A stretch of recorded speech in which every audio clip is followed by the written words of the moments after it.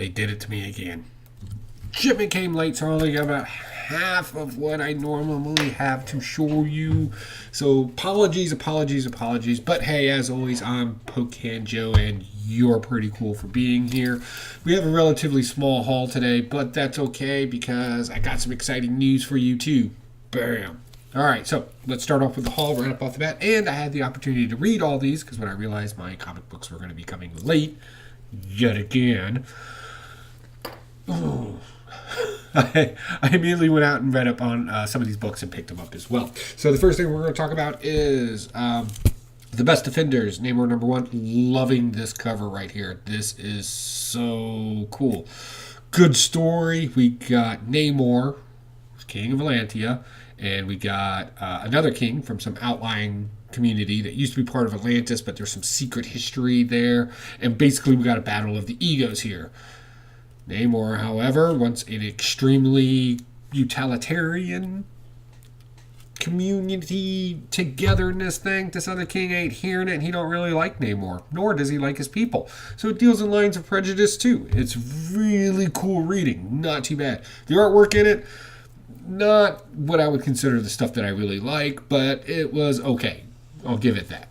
All right, a lot of hard lines, hard edges in it. I don't know.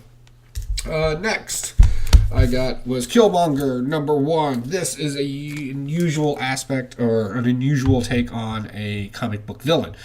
We can't help but empathize with him to some degree in this book, and I thought they did a really good job of that. Just like in the movie, you couldn't help but kind of agree with him to some degree in there too, or his reasonings. His outcome, however, is a totally different thing. That's what we generally have a problem with. So we're going to find out what made him a badass soldier in this book.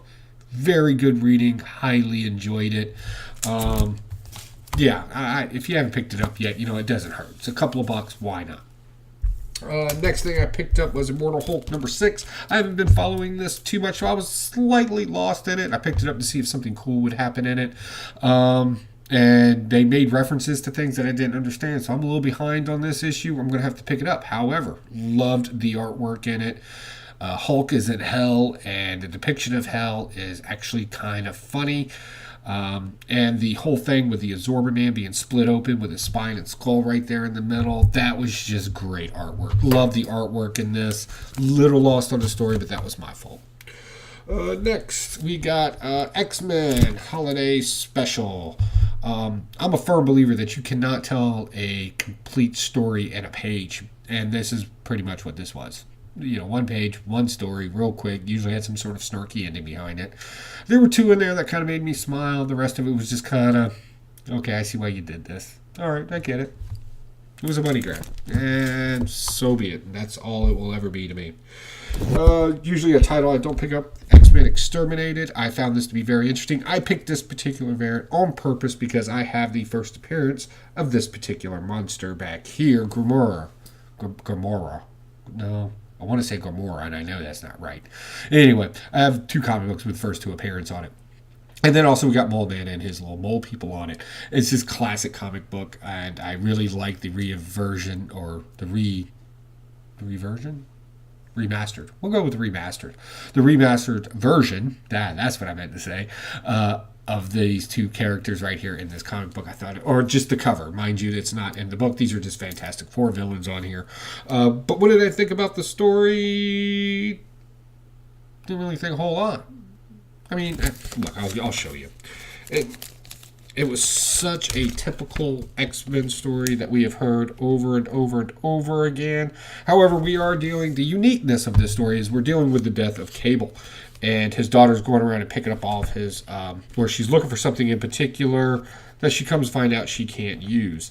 The artwork in it was okay. It would go from like these kind of dark panels where they're telling a darker story, and then like out of nowhere it was like super bright and everybody's a redhead. And it just kind of went back and forth that way. Deadpool was in it, being Deadpool. Which made sense because with Cable dead, they did a lot of team-ups together. It was interesting. But I don't think this is going to be a series that I'm going to chase down unless something interesting happens. I mean, really, it was just kind of how somebody dealing with what they're dealing with. Winter Soldier, #1. Pretty interesting book. I get it. He basically works for the U.S. Marshal Service, where he gets people out of trouble and puts them in witness location programs, and the people have to deal with it.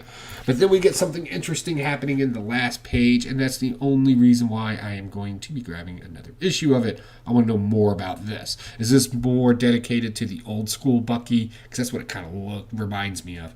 Or is this a new character that's just modeling himself after Captain America's old sidekick? Not really sure. I look forward to maybe something happening in it, because this story, the artwork, didn't much care for the artwork in it either in the main storyline. It just seemed kind of, I don't know. I don't know if they're just rushing to get the stuff out and telling good stories, or if they're, like, I don't know. It's just awkward. And it didn't really seem like it fit very well.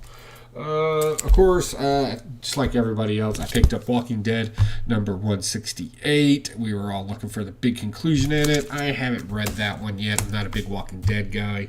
I just like adding value to things that I probably shouldn't.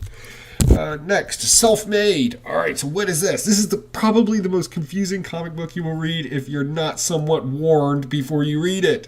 So kind of a spoiler in here. In the middle of the book, it starts the story over again. Well, not the incomplete story, but it starts back at a certain point. And then it goes, and then it does it again. And you're like, oh my God, do I have an error issue here? They couldn't make up their mind what story. Truth is, this young lady and her entire people are inside of a game.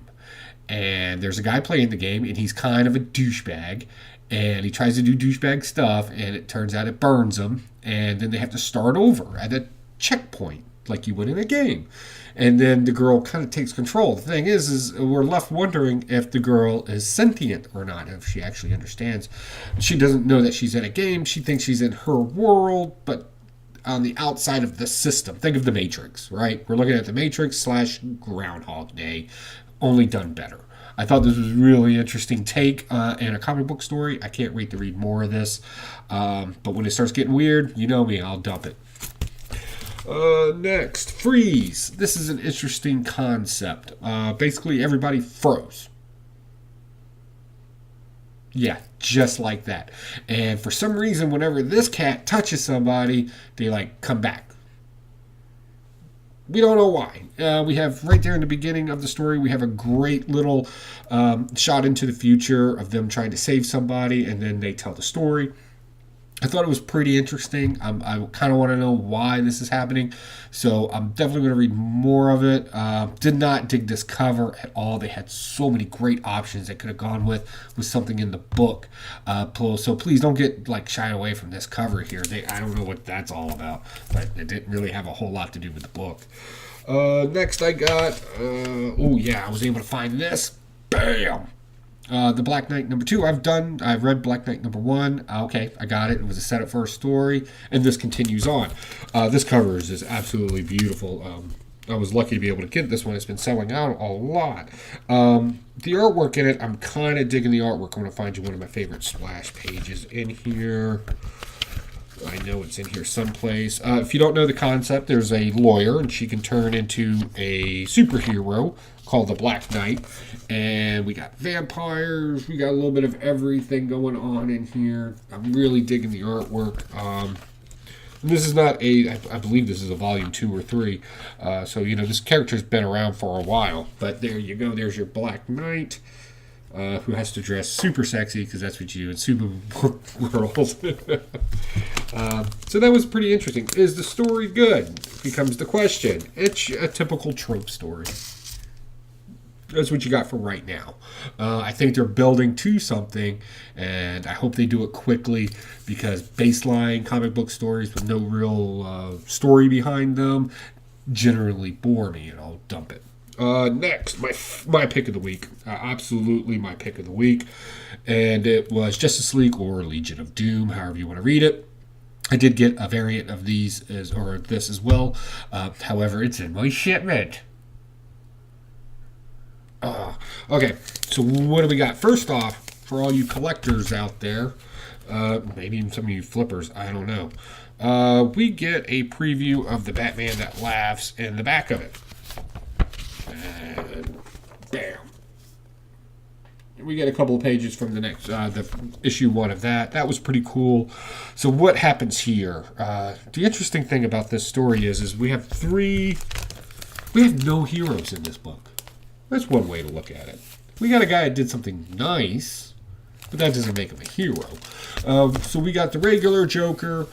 He's pissed off at Lex Luthor because Lex Luthor made a deal with the Joker that, if you kind of settle down and do things a little bit more squared away, we'll hook up, and I'll give you your chance to kill the Justice League. And Joker's like, sweet, got it. And then Lex Luthor, of course, does what Lex Luthor does, stabs him in the back, and he goes to the Batman That Laughs to work another deal. And he's like, sure, but can we really trust any of these people?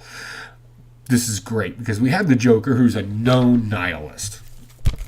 In all of his stories, since Keith Ledger probably pushed that out the most as the Joker as a nihilist, and we've just been following it through over and over and over again. So we kind of know what the Joker is. The Batman That Laughs. What is he then? If the Joker's a nihilist, what is the Batman That Laughs?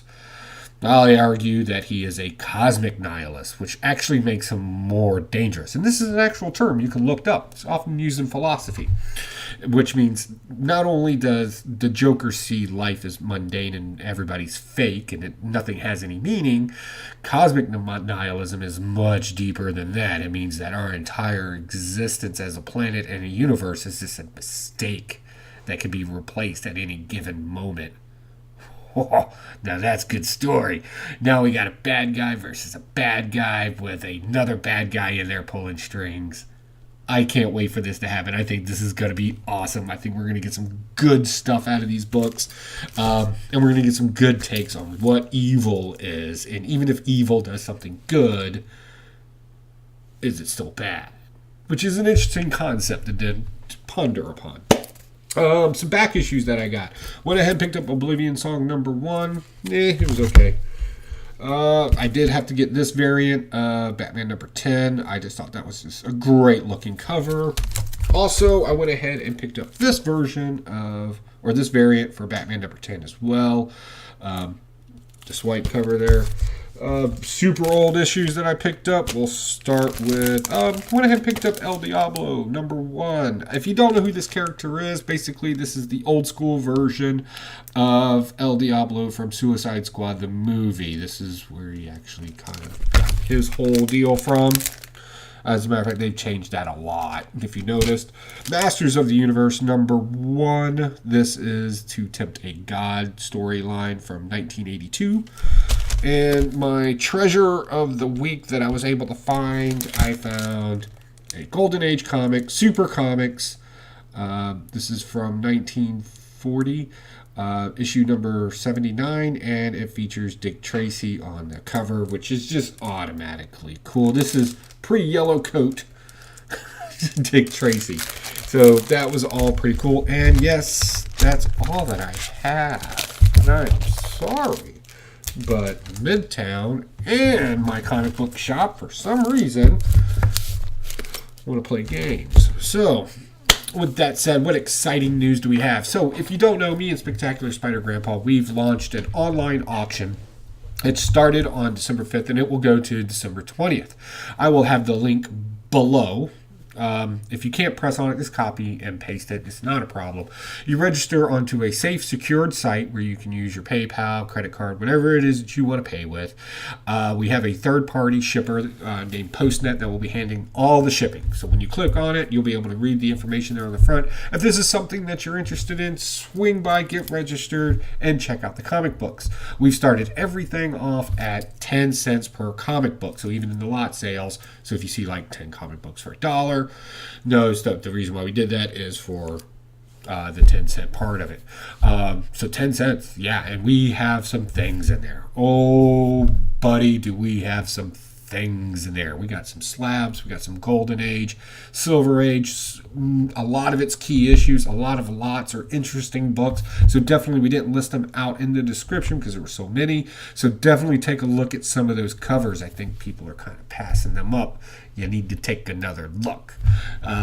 So there's some secret comic books in some of the lot sales. So definitely take a peek at that and check it out.